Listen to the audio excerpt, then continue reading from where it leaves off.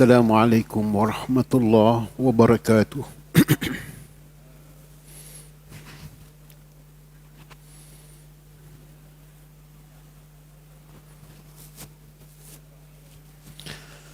Alhamdulillahi rabbil alamin. Alhamdulillahi wa kafa. Wassalatu wassalamu ala sayyidina Muhammadin nabil mustafa wa ala alihi wa ashabihi ahli sidqi wal wafa. Subhanaka la ilma lana illa ma 'allamtana innaka antal alimul hakim. La hawla wa la quwwata illa billahil aliyil azim. Amma ba'd.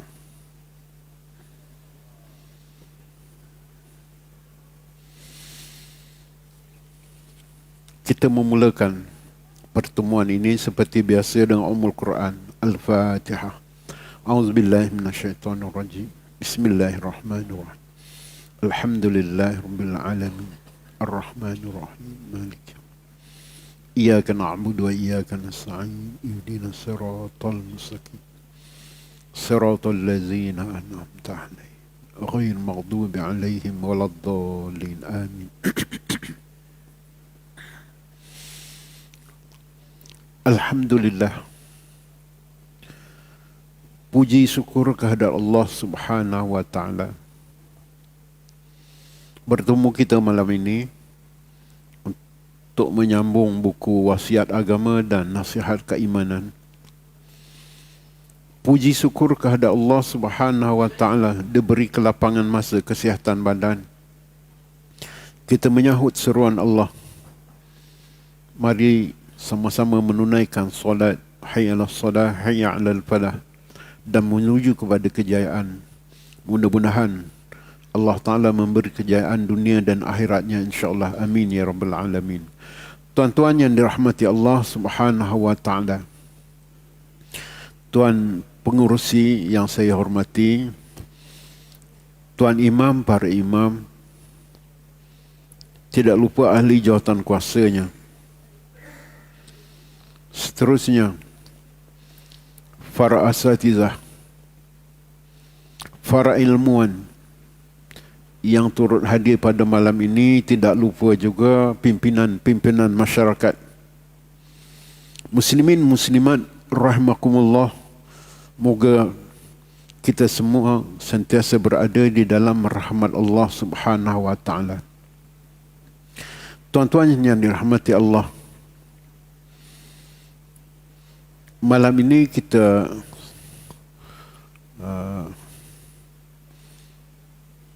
saya akan sedikit ulasan ataupun menjawab persoalan bulan lepas di hujung nanti, ya. Pertanyaan yang tidak sempat dijawab kerana masa kita amat berharga, dalam 45 minit masuk Isyak, ya. Apatah lagi sekarang ni, nanti lepas Isyak tuan-tuan banyak program, ya. Saya akan menjawab yang persoalan doa, di mana tempat dia yang kita tidak perlu angkat tangan. Apakah setiap doa tu angkat tangan ataupun ada doa yang tak perlu angkat tangan? Itu saya jawab di hujung nanti, ya. Itu masalah fiqh yang tak perlu diperdebatkan, tapi oleh kerana ditanya, kita jelaskan sedikit nanti. Kita mula dengan satu hadis Nabi SAW tentang malaikat memperingatkan kepada setiap manusia apabila lepas solat subuh terbit sahaja matahari, ya, melainkan ada dua malaikat yang kerjanya sehingga hari kiamat menyeru sebagai satu seruan peringatan kepada semua hamba Allah, kepada manusia. Ya. Peringatan tersebut, seruan tersebut seperti dinukil, boleh dirojok di dalam Mastikah Hadis jilid yang pertama di dalam bab beriman kepada malaikat. Yunadiyani, menyeru dua malaikat. Malakani yunadiyani, bila terbit, hampir terbit fajar, hampir terbit matahari, setiap manusia akan diperingatkan oleh dua malaikat. Nidaan yasma'uhu, satu seruan yang didengar.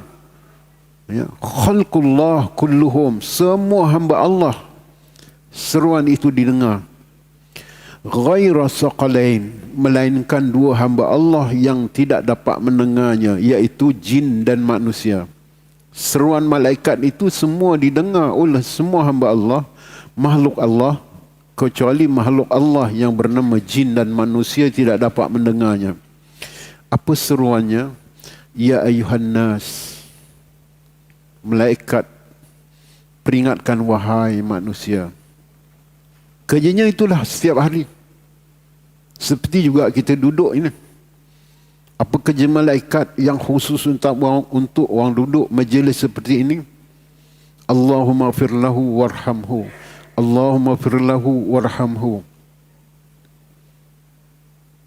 Rahmati dia ya Allah. Ampuni dia ya Allah. Beruntung tuan-tuan orang yang beruntung dan bertuah mendapat doa daripada malaikat. Pastikan doa malaikat tu insya-Allah makbul, kerana malaikat itu tidak melakukan segala dosa dan maksiat. Didengar semua oleh makhluk Allah melainkan manusia dan jin. Apa seruan tersebut? Halummu ila rabbikum. Malaikat kata, halummu ila rabbikum.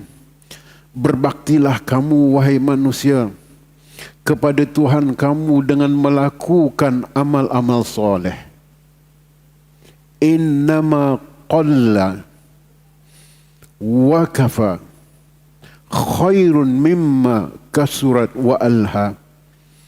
Sesungguhnya, dua malaikat kata, rezeki yang sedikit, pendapatan kamu yang sedikit, tetapi mencukupi keperluan untuk hidup kamu. Khairun laka, terlebih baik pada kamu, mimma kasurat wa alha, daripada rezeki yang banyak, pendapatan yang melimpah ruah, namun kamu dilalaikan dengan hari akhirat kamu. Tuan-tuan yang dirahmati Allah Subhanahu wa taala, bila disebut rezeki, ya, jangan kita memahami rezeki tersebut sekadar diukur pada tahap keuangan seseorang. Sekali lagi, bila sebut rezeki, kalau kita nampak rezeki itu hanya duit, kebahagiaan itu duit, kita jadi penat. Kita akan menjadi pemburu rezeki yang penat, yang lupa Allah. Ramai di luar sana kurang faham konsep sebenar rezeki yang diberikan kepada Allah setiap manusia.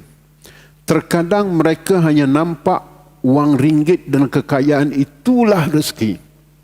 Sehingga ada yang sanggup menggadaikan segalanya demi wang dan kekayaan. Tak peduli, yang penting masuk halal, haram dan sebagainya, tak peduli. Ya.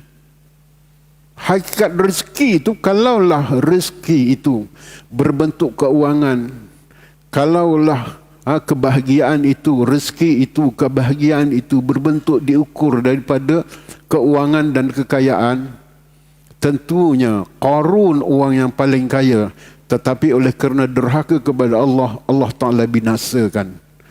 Kalaulah ya, kebahagiaan, kekayaan, mencapai kebahagiaan itu dengan pangkat, tentunya orang yang lebih berpangkat itu adalah Fir'aun.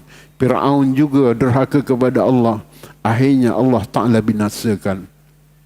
Maka mari kita memahami rezeki itu terkadang Allah Ta'ala berikan.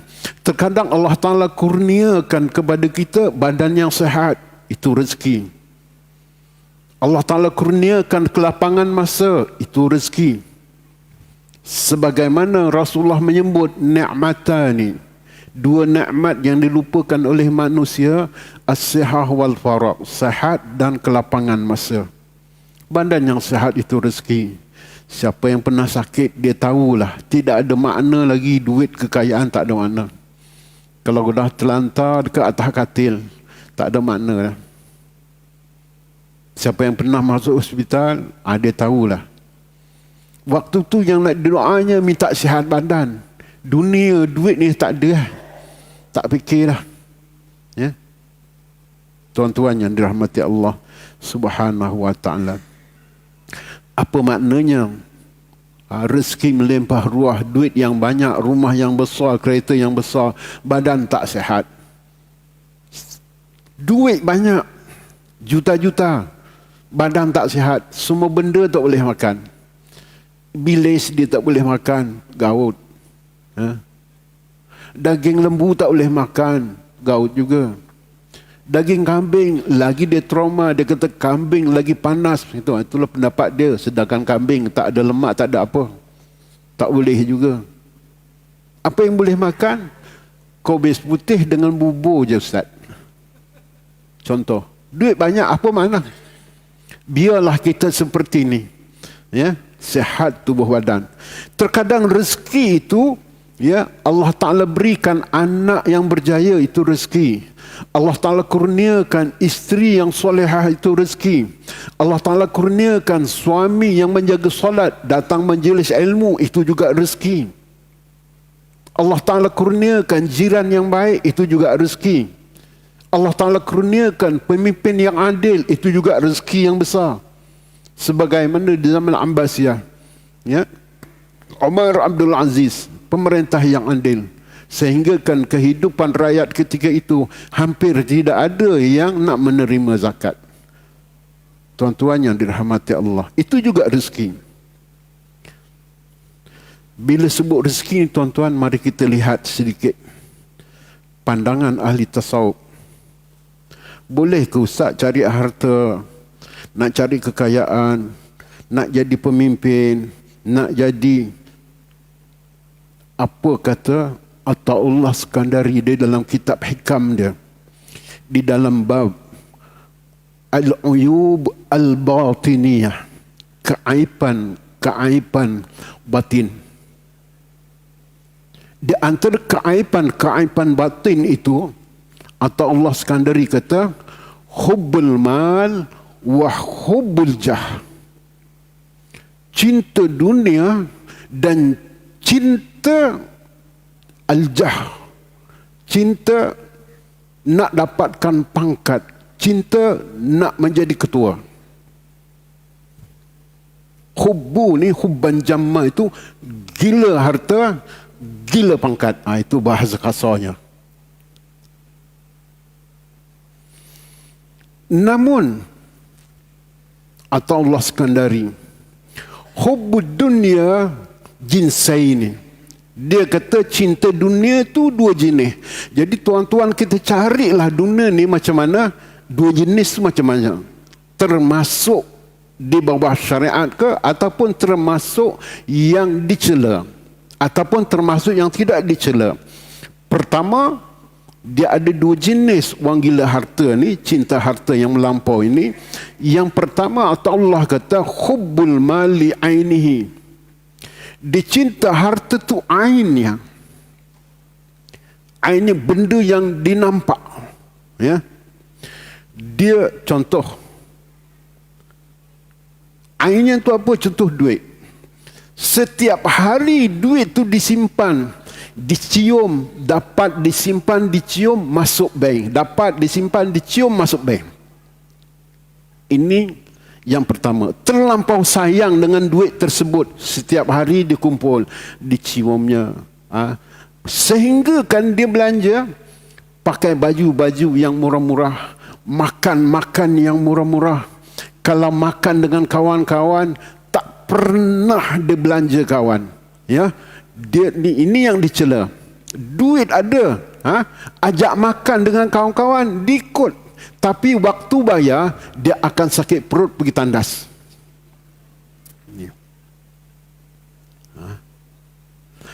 Asal ketandas saja, waktu bayar, asal bayar dia ketandas. Ada tak orang macam ini? Saya jumpa seorang 60 tahun umur, 61, jumpa satu hamba Allah macam ni. Pangkat tinggi. Besar pangkat dia. Ya, bila kita makan, dia tak pernah bayar. Ajak makan, dia tak pernah bayar. Tak punya kedekut tai hidung masin. Ini yang dicela. Ya. Ataupun hubbul mali ainihi ni termasuklah sekarang ni kalau dia ada kereta. Ya. Setiap kali datang ke rumah Allah, alhamdulillah dia bawa kereta. Tiba-tiba, itu juga termasuk, tiba-tiba hari hujan. Hari hujan tak datang solat jemaah. Kerana kereta baru lepas dibasuh, kotor Ustaz. Maknanya iman kereta baru dibasuh. Ada dah yang macam itu? Tak datang dia kereta baru basuh. Dia sayang kereta dibasuh daripada solat berjemaah.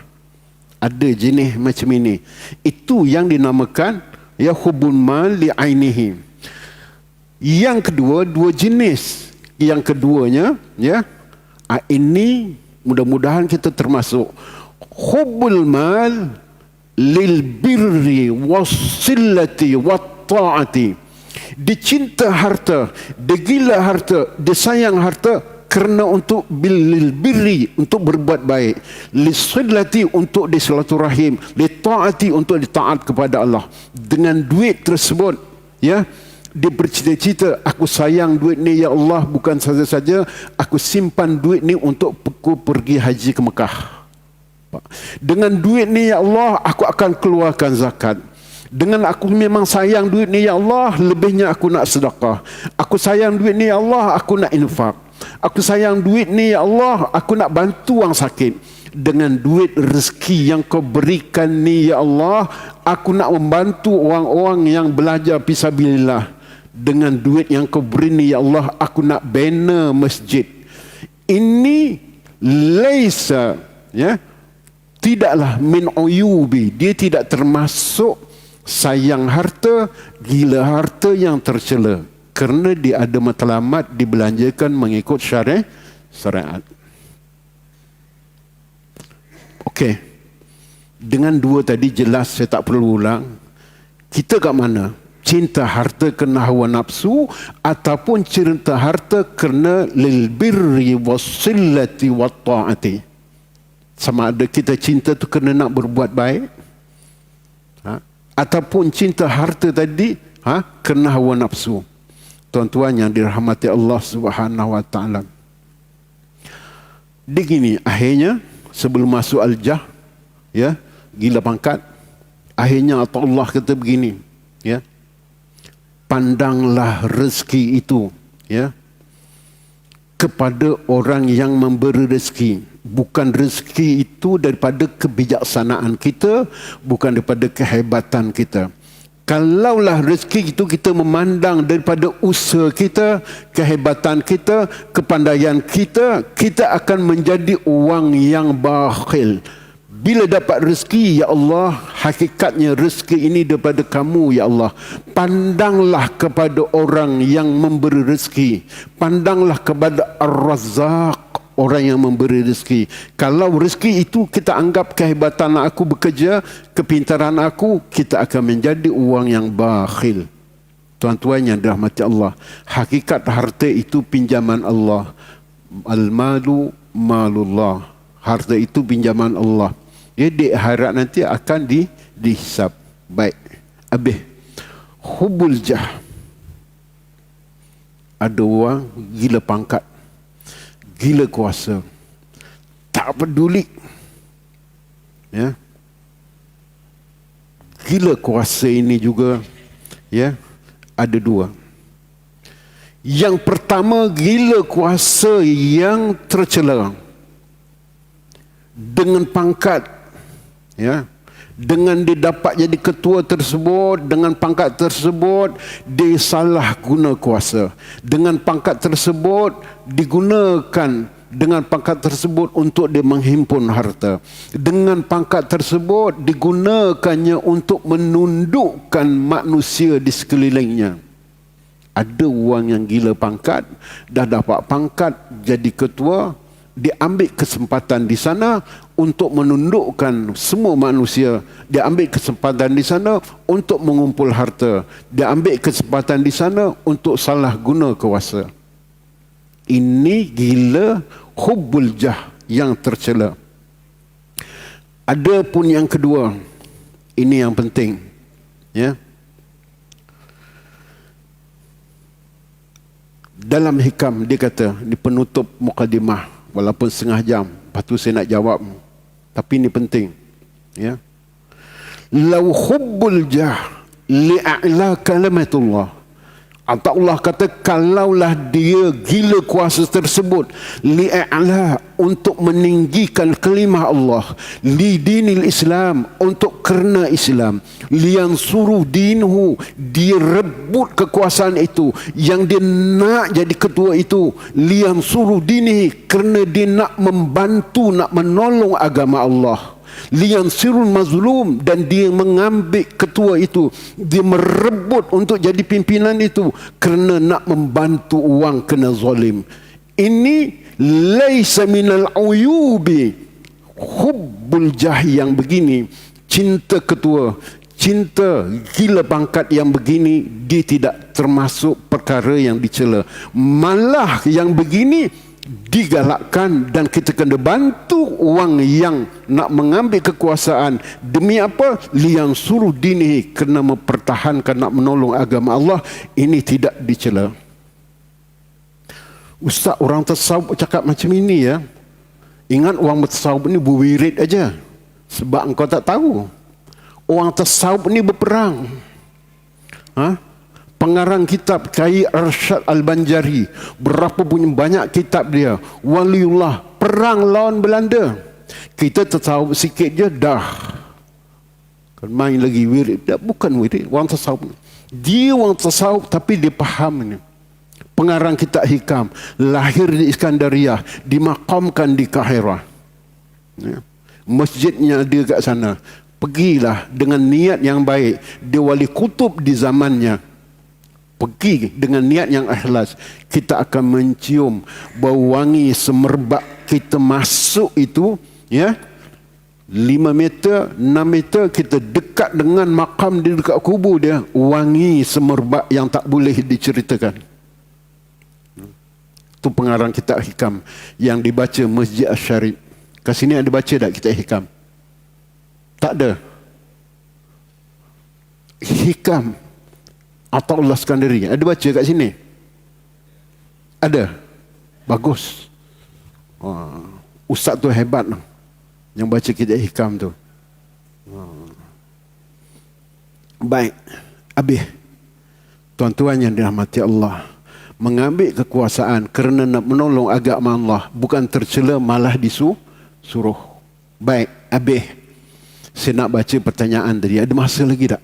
Pertanyaan lepas? Ada lagi? Soalan lebih kurang itu, ya. Baik, kita jawab gini secara ringkas. Oh, ni kita dapat apa ni? Tahlil tadi. Oh, yang bagi tadi tu anak dia, bagus. Alhamdulillah. Buat saya tersebut, buat tahlil kat masjid, anaknya mesti datang. Kalau warisnya tak datang, tu kurang adab. Yang kita doa nak masukkan surga ni mak engkau, bukan mak kami. Yang nak masukkan surga ni ayah engkau, bukan ayah kami. Bukan ayah kami, ayah engkau, kenapa engkau tak datang? Kita baca tahlil la ilaha illallah, dia kat rumah tengok bola Terengganu lawan Johor. Terengganu tak pernah menang. Contohlah. Itu. Bagus. InsyaAllah dalamnya kambing. Baik, soalan tuan yang lepas. Oh, ada masa lagi sikit. Apa soalan ni dulu? Ada tak? Bila masa doa yang kita tak perlu angkat tangan. Baik. Ada beberapa tempat kita ambil yang biasa berlaku dalam masyarakat. Ya. Yang biasa berlaku dalam masyarakat. doa tak perlu angkat tangan. Yang biasa berlaku dalam masyarakat, ketika imam baca khutbah, ya, Allahumma ighfir lil muslimin wal muslimat. Kita amin ke tidak, Ustaz? Baik, ini perbahasan secara ringkas. Ya, terpulang pada tuan-tuan nanti nak pilih yang mana. Baik, mengikut Imam Ahmad Ibn Hanbal, ketika imam baca khutbah, ya, tidak perlu amin dan tidak perlu angkat tangan, kerana mereka mazhab Imam Ibn Hanbal menganggap doa itu bukan ruknun min arkani khutbah, bukan termasuk rukun khutbah. Maka kita lihat mazhab Hambali di Mekah, ya, ramai kita tengok dia tak angkat tangan, ya. Kalau dia doa pun dia tak angkat tangan, gitu. Jadi satu itu. Yang pertama, mazhab Hambali ketika khutbah tu ada yang tak angkat tangan. Begitu juga dengan pandangan Imam Nawawi dalam kitab Majmu' yang bermazhab Syafi'i, ya. Dalam kitab Majmu' tidak harus menadah kedua tangan bagi khatib, ya, berdasarkan pertunjuk Nabi SAW. Khatib hanyalah harus, ya, ketika dia baca rukun khutbah dalam bab doa itu, kalau mengikut Imam Nawawi, tidak perlu imam angkat tangan, dan begitu juga makmum tidak perlu. Kenapa? Imam hanya perlu ketika baca doa itu, dalam hadis Muslim, cukuplah telunjuknya ke atas. Kinayah menggantikan mengangkat tangan doa tadi. Ketika khatib baca doa, Allahumma ighfir lil muslimina wal muslimat wal mu'minina wal mu'minat, dia angkat tangan gitu, sambil dia pegang tongkat tunjuk. Itu sunnah. Ambil di mana? Hadis Muslim. Lepas ni khatib tunjuklah. Bukan tunjuk tinggi sampai itu angkat begini.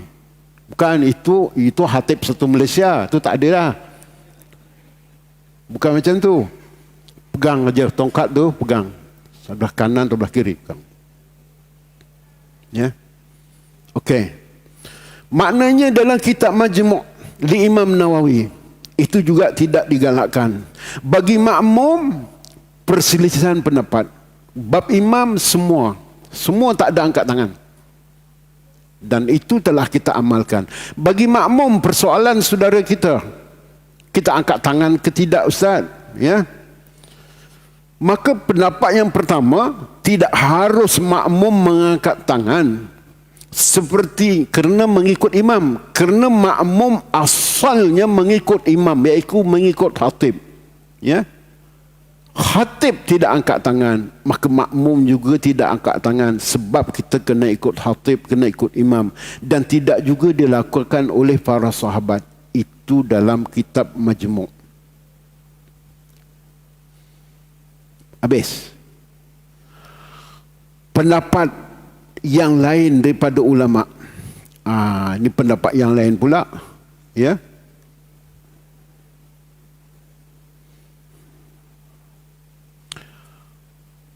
Ustaz, ada ke sebelum tu, ada ke Nabi mengangkat tangan? Ada. Ketika Rasulullah sallallahu alaihi wasallam berkhutbah. Berkhutbah itu kebetulan waktu itu kemarau. Rasulullah khutbah hari Jumaat, Rasulullah baca doa untuk minta hujan, Rasulullah angkat tangan, makmum juga angkat tangan, gitu. Baik, pendapat yang kedua tadi. Pendapat pertama tak angkat. Pendapat yang kedua, ya, oleh kerana ketiadaan dalil, oleh kerana ketiadaan nas, ya, yang khusus, nas yang jelas menuntut atau melarang untuk mengangkat tangan ketika khatib membaca khutbah.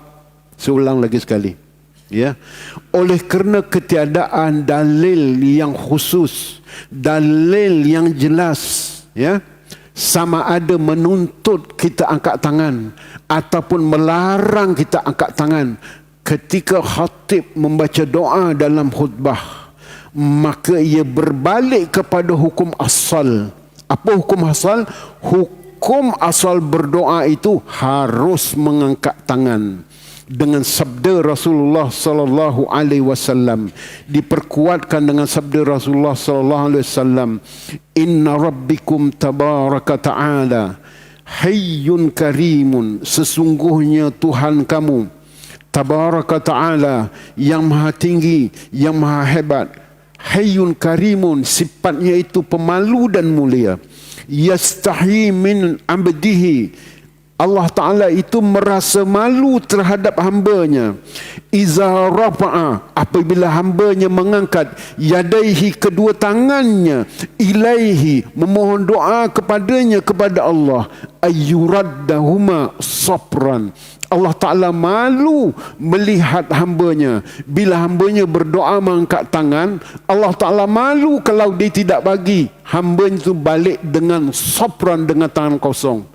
Hambaku yang angkat tangan berdoa, tanda tangan, Allah Ta'ala kata, aku malu kalaulah hambaku yang mengangkat tangan ini balik dengan tangan kosong. Berdasarkan hadis ini, di Universiti Al-Azhar kebanyakan makmum amin. Imam baca doa, dia punya makmum amin, amin. Baik pendapat pertama Imam Ibn Hanbal, pendapat kedua Imam Nawawi kitab Majmu', pendapat yang ketiga itu tak ada angkat tangan.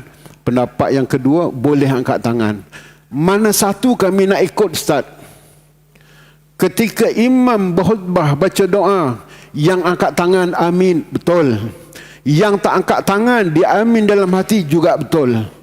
Mana yang tak betul? Yang tak datang solat Jumaat, itu yang tak betul.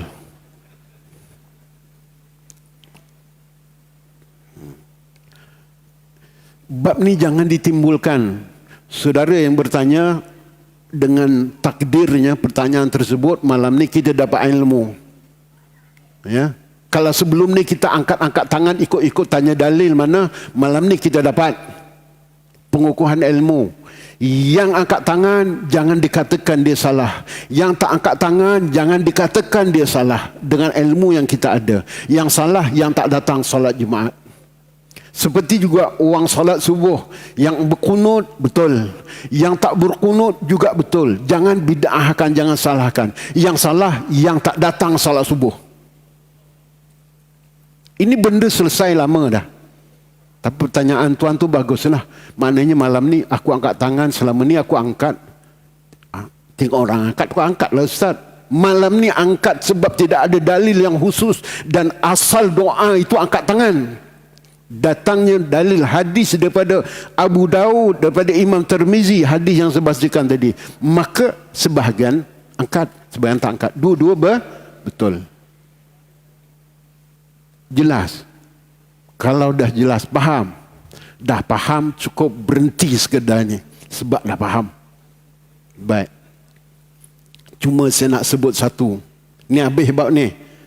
Jangan tanya dah lepas ni. Ya? Dah tengok, kita ilmu ni, kita dapat ilmu, dengan ilmu kita tidak mudah menyalahkan orang. Orang takbir begini, betul. Takbir begini, Allahu Akbar, betul. Orang letak tangan, Allahu Akbar begini, Imam Syafi'i. Ini dia angkat ke atas sikit, itu Salafi, Hambali. Dia angkat letak bawah pusat, itu imam lain. Imam Malik pula yang bermazhab di Maghribi, Allahu Akbar lurus, tak angkat. Semua itu betul. Seperti orang sujud, lipat kaki rapat. Syafi'i renggang dan rapat sedikit, rapat terus, itu Hambali. Jangan menyalahkan. Dengan ilmu kita tidak mudah menyalahkan orang. Itu. Okey. Yang nak sebut terakhir. Berapa minit lagi? 3. Cantik. Saya nak sebut 3 perkara. Itu. 19 hari bulan mengundi. Pertama, saya nasihatkan pergi mengundi sebagai rakyat yang bertanggungjawab. 1. 2. Nak pilih siapa Ustaz? Jangan tanya Ustaz Yahya, tanya Allah. Allah di atas ke Ustaz. Tak, kekuasaan Allah tu maha tinggi. Bila aku tunjuk Allah di atas, Allah tidak bertempat. Allah itu lebih dekat min hablil warid, lebih dekat daripada urat kita. Baik. Tanya Allah, maksudnya buat solat apa? Solat istikharah. Dulu dah buat solat istikharah sebab nak menikah. Ni buat lagi solat istikharah nak pilih pemimpin. Pemimpin yang adil, itu adalah rezeki. Buat solat istikharah malam tu. Habislah, jangan sembang, jangan apa, ambil wuduk, solat istikharah. Lepas pada tu gunakan ni di badan kita ni, di atas kali ni apa? Otak. Fikir. Afala yatafakkarun, Allah Ta'ala kata, kenapa kamu tidak mau berfikir? Setelah istikharah, minta dekat Allah, gunakan di atas kepala kita ni yang paling atas adalah fikiran akal. Afala yatafakkarun, kenapa kamu tidak mau berfikir? Setelah kita berfikir, melihat, afala yatadabbarun, ambil iktibar, dipikir selama ni apa berlaku, apa yang berlaku, ambil iktibar. Selepas di bawah kepala ni apa? Mata. Afala yubsirun, mata kamu lihat sekeliling, apa yang berlaku sebelum ini, apa yang berlaku dengan agama kita, apa yang berlaku dengan raja-raja kita, apa yang berlaku, mata kena lihat. Jangan tengok pon aja. Lihat mata ni. Afala yubsirun. Bawah mata sikit telinga. Afala yasma'un, Allah Ta'ala kata, kenapa kamu tak dengar pandangan-pandangan ulama dalam bab memilih pemimpin? Pergilah dengar. Afala yasma'un, kenapa telinga ni tak nak dengar? Akhir sekali, turunkan ke hati. Lahum qulubun la yafqahuna biha. Allah Ta'ala kata, turun ke hati setelah istikharah, setelah kita gunakan akal, ambil iktibar apa yang berlaku, gunakan mata, gunakan telinga, bawa ke hati. Allah Ta'ala kata, kamu qulub, setiap kamu ada hati, mengapa kamu tidak mau memahaminya? Setelah gunakan hati, pahami apa yang berlaku, pergilah mengundi. Pergi mengundi ni nak pilih mana Ustaz? Boring lah Ustaz macam ini. Pilihlah satu kaedah dalam usul fiqh, akhab dararain. Pilihlah mana yang paling, yang kurang mudarat untuk Islam. Sekali lagi, tak tahu nak pilih Ustaz, dah guna akal pun semua, nak pilih siapa? Semuanya baca. Baik, akhab dararain. Pilih mana yang paling kurang mudaratnya terhadap Islam. Atau dengan lain perkataan, pilih yang mana yang paling menguntungkan Islam. Boleh faham? Sebab tuan-tuan orang Islam, aku tak sebut parti walaupun satu kalimah sebagai tanggungjawab untuk menyampaikan itu. Baik, lagi sekali, mana yang paling mudarat kepada Islam, tolak. Mana yang lebih menguntungkan, ambil. Cukuplah Ustaz Yahya terseksa bila tulisan Jawi dulu, kata tulisan Jawi seperti filem lucah. Sebab memang bila buat hak nasah macam biasa, bila buat hak rakaah dia macam itu, macam maka sakit hati kita. Ya, kita panggillah esok mak kau, ayah kau beli pen nasah untuk buat khat, kita ajarlah apa semua. Baik, tuan-tuan yang rahmati Allah, cukup sekadar itu. Ya, cukup sekadar itu. Jangan sampai selepas pada ini orang ganggu sultan kita. Saya tak suka sultan Ustaz. Allah yuqaddir. Allah Ta'ala telah mentakdirkan daripada azali. Kita tak boleh tolak dah. Kat Malaysia ni ada raja-raja. Bersangka baik kepada Allah. Ada hikmah di sana. Apa hikmahnya? Raja-raja ini adalah pertahanan terakhir untuk Islam. Di situ hikmahnya. Memanglah raja bukannya baik, tapi kita di sana ada kebaikan untuk Islam. Boleh faham tu? Istikharah, guna akal, mata, telinga. Lahum qulubun la yafqahuna biha. Kenapa tak mau faham selama ini berlaku? Mudah-mudahan yang baik datang pada Allah. Kekurangan diri sendiri, ya, tuan-tuan ngangguk-ngangguk, pandang aku semacam tu, pulanglah. Gitu, nak apa pun nak kata kat aku tak kisah. Saya sampaikan yang hak. Itu kita sudahi dengan tasbih kafarah. Subhanakallah bihamdik. Asyhadu an la ilaha illa anta wa nastaghfiruka wa natubu ilaih. Assalamualaikum warahmatullahi wabarakatuh. Kita azan dulu.